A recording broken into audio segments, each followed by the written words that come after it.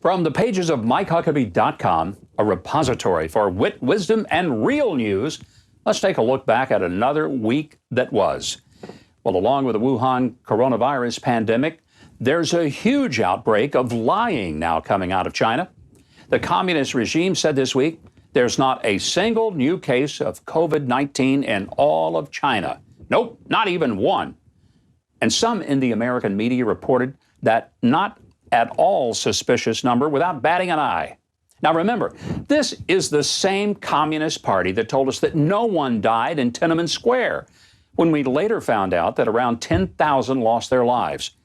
My wife and I were in Tiananmen Square on the 25th anniversary of the day that young Chinese student defied the military tank rolling toward him.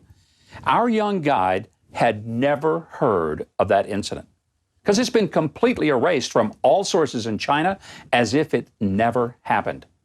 That's the same Communist Party that said no one died after the Great Leap Forward famine, when it turned out that 42.5 million people perished.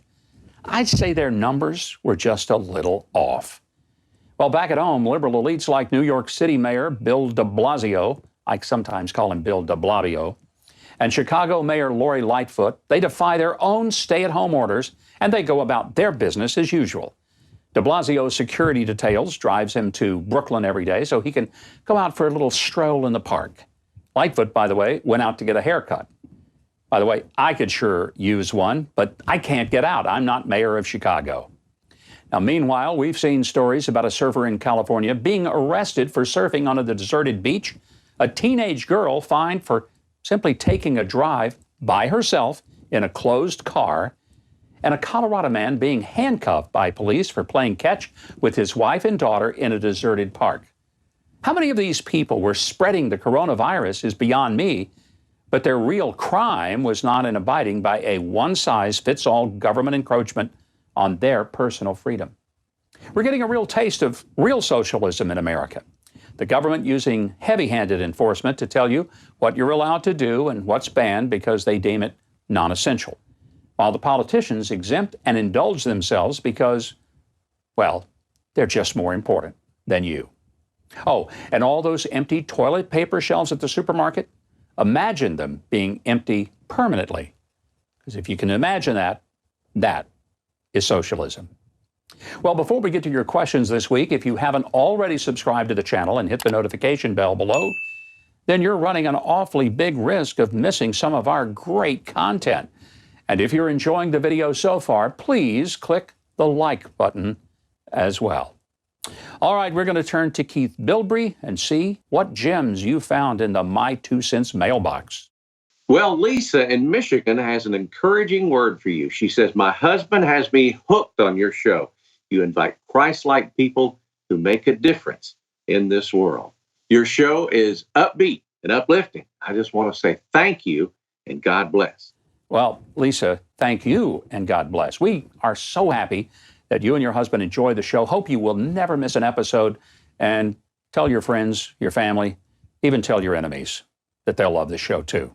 All right. George from Bradenton, Florida says, in response to your statement about the arrest of the Tampa pastor, I respectfully remind you that disobedience to authorities carries consequence. This was not an act of prohibition of worship. All authority comes from our Creator, and we must exercise obedience.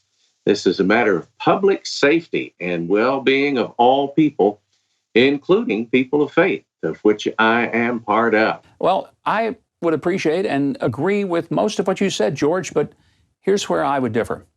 If you take a good look at the church at Tampa, they did practice social distancing. They took great concern. And what you may not remember is that the sheriff on the day before the church service told the church that what they were planning to do was perfectly okay.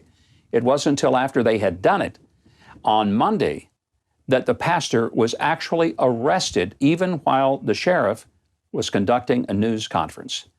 So I'd say to the local officials, make up your mind.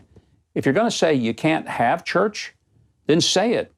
Be prepared for a legal battle in some places, but don't say to a church you can do it on Saturday and then Monday arrest the pastor for doing what you told him he could do.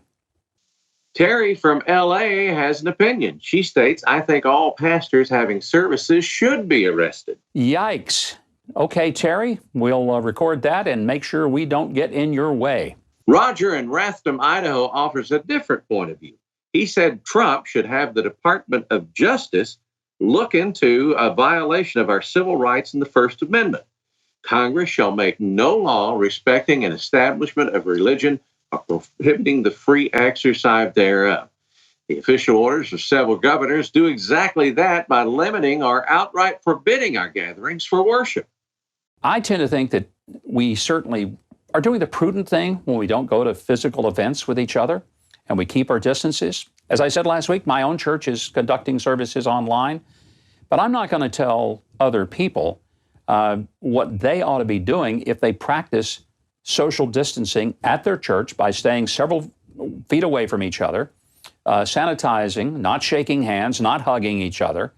Ultimately, if that's a risk that you want to take and feel you should take, who am I to tell you not to? Well, we've got some wise words from Susie in New Zealand. Dear Governor Mike Huckabee, here in New Zealand, they are very strict with the rules according to COVID-19. So we came up with a mantra. Staying 6 feet away for a while is better than staying 6 feet under forever. God bless and stay safe. I kind of like that. That's a pretty good one. Martin from Calgary, Alberta is feeling a little jealous. She asked, when you folks are done with President Trump, can we have him run Canada for a while? No, Martin, I don't think so. We want to keep him. But I tell you what, we have a whole bunch of Hollywood celebrities that said they were going to leave if he got elected. We'll charter a flight and send them to you, and you can have them. Only one condition. Their tickets are definitely one way. Well, now for my Twitter page, where you can follow me at GovMikeHuckabee, we bid farewell to Bernie Sanders and to his second candidacy for president. 4 years ago, he mounted an impressive campaign with the Democrats, only to be leveraged out by the DNC and their choice of Hillary Clinton. This time, his efforts were ended by a lack of turnout by the young voters who seemed to adore him, as well as a lack of connecting with African American voters. That said, celebrities on the far left seem to be the most devastated. Sarah Silverman compared him to Mr. Rogers, making some sense as both seem to appeal to those with a preschool view of the world. Well, perhaps an observation from author Tom Wolfe is in order for Bernie Sanders, as well as for the rest of us tonight. Wolfe told us to remember that a liberal is just a conservative who's been arrested. And that's it for this week's Facts of the Matter. Now, if you're seeing this, I know you've enjoyed that video. I mean, how could you not, after all? So, you know what you should do? Leave a like, click on the subscribe button below, and hit the notification bell next to it so you'll always know when I have another video up for you to enjoy.